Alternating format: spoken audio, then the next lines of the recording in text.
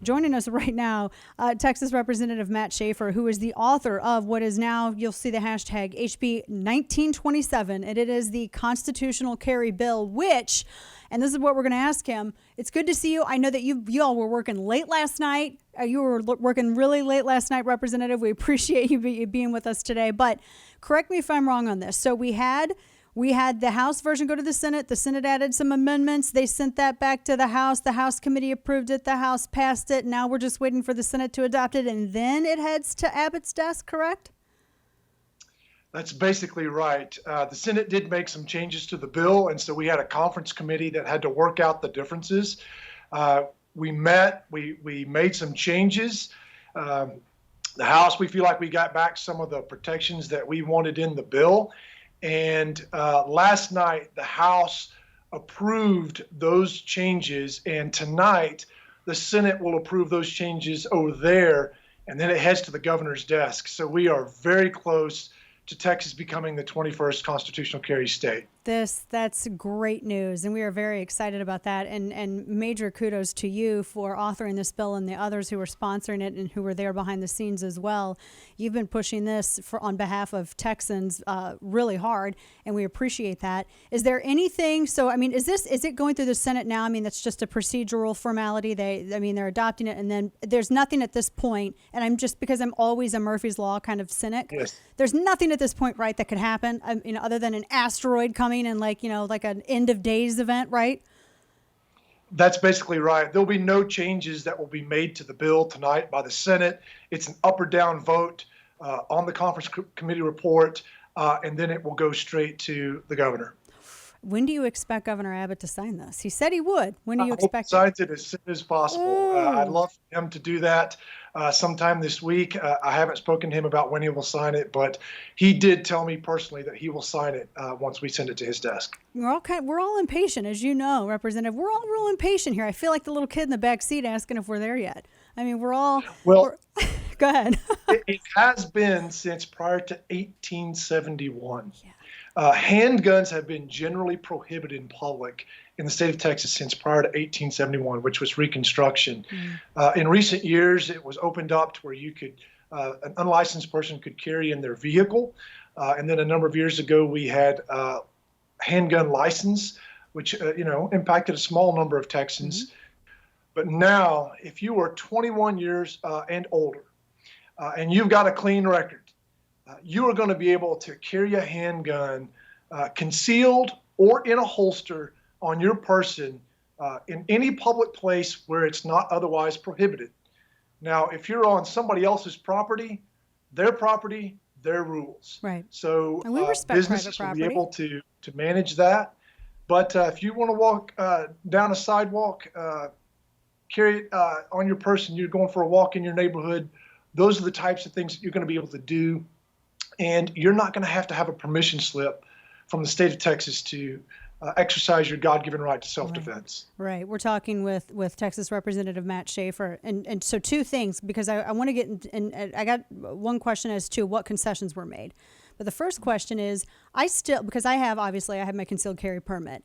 Now, and I want to underscore this for the people out there who may not understand exactly the difference between, some states having concealed carry reciprocity with Texas and constitutional carry, because I still think that maintaining that until we have, nationwide recognition of the Second Amendment and constitutional carry, I still think it's important to have that permit, because if I wanted to go to a state that, has reciprocity with Texas, but maybe they don't have constitutional carry, I like to carry when I'm there. And so you would still need that permit to do so, correct? Texas will keep our handgun license framework. I encourage people to do that. I mean, I think you get a little bit of training on what the laws of the state are. I think training is great, especially familiarity with the law. That handgun license is still going to be available. It's going to be good for when you go purchase a gun at a store and you want to speed up the background check. It's good for reciprocity with other states, as you mentioned. There's also a couple of places in law, like college campuses, that are going to require a handgun license to go into certain buildings on a college campus. So it's still going to be a very good thing to have a handgun license. That's very, yes, I agree with that. We're talking with Texas Rep. Matt Schaefer, who was the author of this bill, House Bill 1927, which is the constitutional carry bill. So let's get into the good and the bad, because obviously, politics is the art of trying to maintain your position on your principle while also getting the other guy to compromise. And I know that this was a hard-won fight for a number of people. What changes and what do you think are the most controversial aspects about this, about HB 1927 right now that, might have, because I want to prepare people for what it is if they don't know yet, because, some things were changed. I obviously you're happy with it. I mean, I'm happy that we're finally getting constitutional carry, but what are some of because I read a lot of wild stuff out there. Like there's certain misdemeanors that can prohibit you from actually being able to participate or take advantage of your constitutional carry right. Tell me about this. Well, that is one point that the Senate added. When I sent the bill over, it was easy to explain it this way. If you could legally possess a handgun, then you could legally carry it. The Senate made one change that's important for people to know. There are 4 misdemeanors that if you have been convicted of those in the last 5 years, then you would not be able to carry on your person out in public. Now, you could still buy a gun, you could still carry it in your car, you could still own it. You just wouldn't be able to carry it on your person outside your vehicle in a public place. Those 4 misdemeanors are terroristic threat, deadly conduct, assault causing bodily injury, and disorderly conduct with a firearm.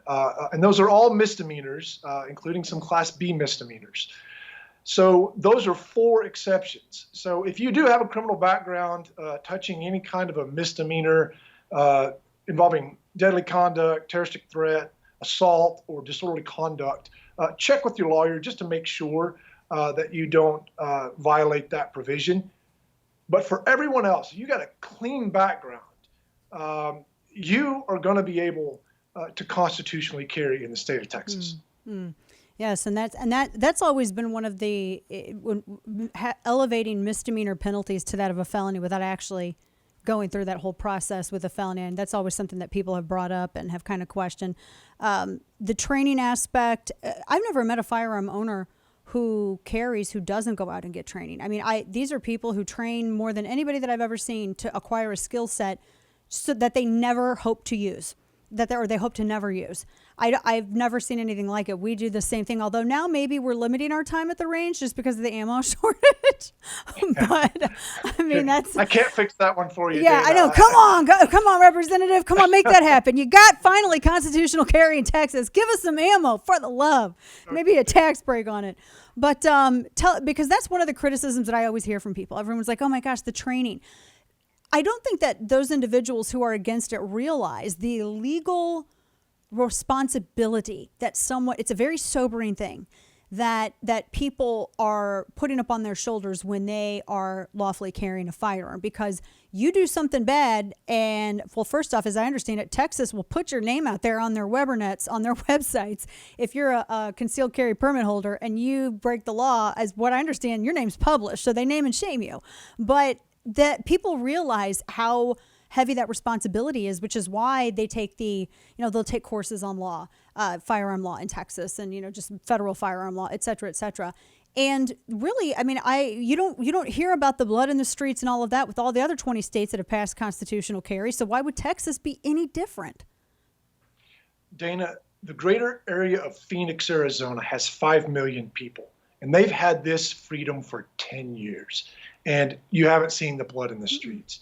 The law-abiding person still is going to have to walk a narrow path if they want to carry a handgun in public. They have to do that today. They're going to have to do that after this bill becomes law. But the simple truth is that criminals and idiots don't care what laws we pass in this building. And so they have an advantage. They have always had the advantage. But it's time to restore some faith in Texans. Just to your point, people who carry a handgun, they do take it seriously. They do have personal responsibility, and they want to know how to use it. And so, this idea about all the training that goes with the handgun license, look, there's 1 hour and 50 rounds.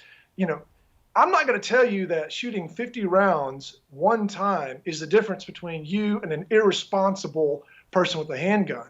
Look, you need to be familiar with how to use it. But at the same time, a handgun is the modern tool for self-defense. In Jesus' day, it was a sword.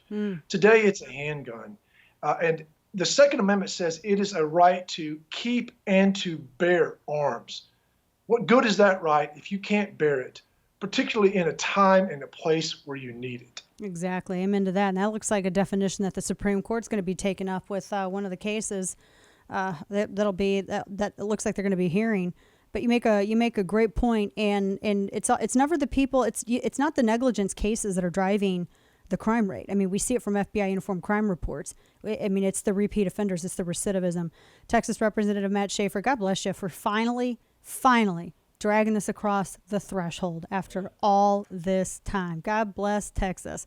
We appreciate it. We're going to be watching, and we'll be celebrating with you and those who are helping you as well. Thank you so much for your time today. We appreciate it. Thank you. Of course. Take care.